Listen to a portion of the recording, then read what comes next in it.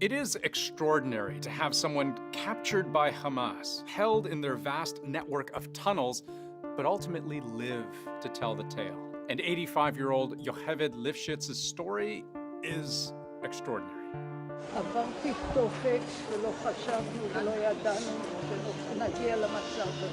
So how did she survive, and why was she released? Kibbutz Nir Oz is a lush oasis, its gardens blooming. But now it's also a killing field. Lifshitz is from Nir Oz. That's a small kibbutz, a community of around 400 people very close to Gaza. So close, in fact, that over the years it has been attacked by Hamas snipers firing from within Gaza.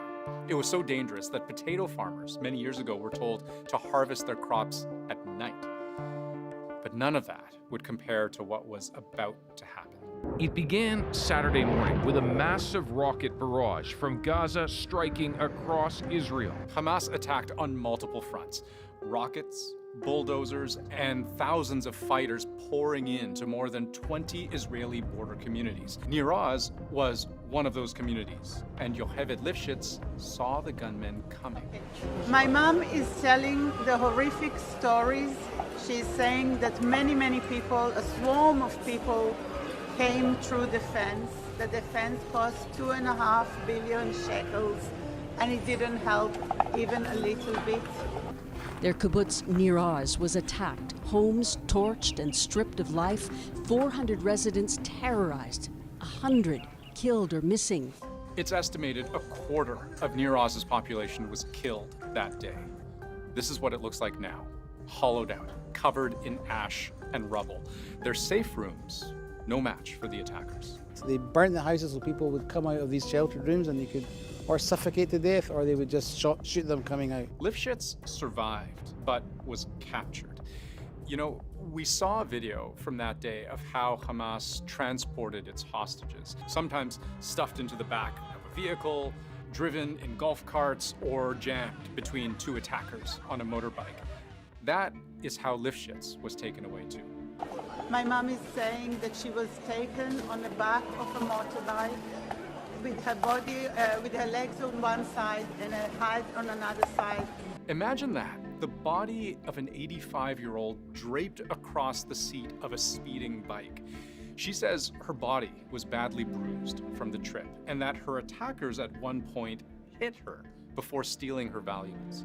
They took off the watch and the jewelry as she was driving. The trip back to Gaza might only have taken minutes based on the relatively short distance there was to drive. Maybe 10, 20 kilometers, depending on where in Gaza they were going. We have no way of knowing. But we do know the ordeal above ground was just the beginning. Most of what Lifshitz had to endure happened underground. They reached the tunnels. There they walked for a few kilometers on the wet ground. There are a huge network of tunnels underneath. It looks like a spider web. Hamas claims its tunnel network stretches hundreds of kilometers.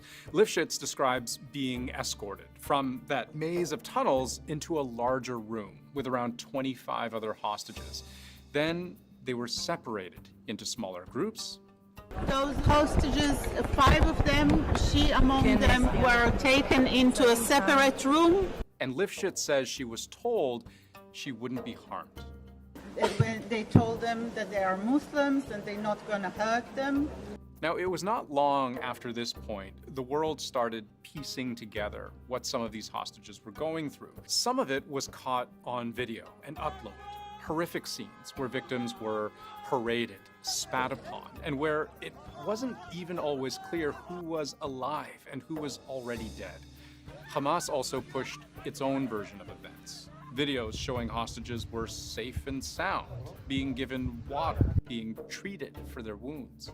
So they're trying to convey this notion that they're treating these hostages well. Well, the reality is they violated every rule of armed conflict You cannot take civilians hostage. Indeed, Hamas medical personnel treating wounds that were either directly or indirectly caused by Hamas abductors seems to be a common thread.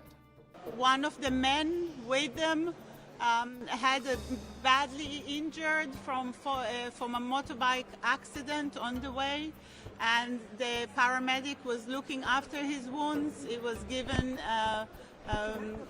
medicine and antibiotics. In this video prepared and released by Hamas, we see 2 Israeli hostages freed.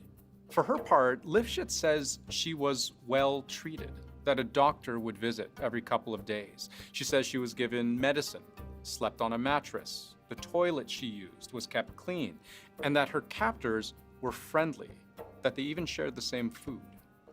My mom said that she was treated well and that the people were kind to her. I should mention a sad but important part of this story. Lifshitz had to leave her husband behind in those tunnels in Gaza. Nobody knows whether he's healthy, how he's being treated, or how he will be treated in the future. Lifshitz will almost certainly be considering his safety, even after her own release, maybe especially after her own release. 17 days after her capture, it's not clear why Lifshitz in particular was released, along with another hostage, 79-year-old Nurit Cooper.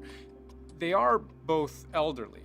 Having them fall ill or die would risk enraging Israel, and releasing them, well, Hamas says it does this for humanitarian reasons, even as Israel has, from the start, disputed that humanity. In our war against the barbarians of Hamas, Lifshitz's final interaction with her captors, a handshake. And twice she says shalom. In Hebrew, that can be a farewell. It also means peace, a remarkable gesture given how grim the context.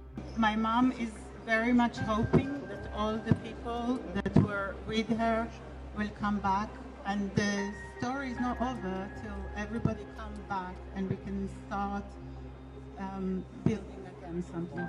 For Lifshitz, there is no home to go back to. Her daughter says it was burned down, and there may be more than 200 additional hostages in Hamas custody right now.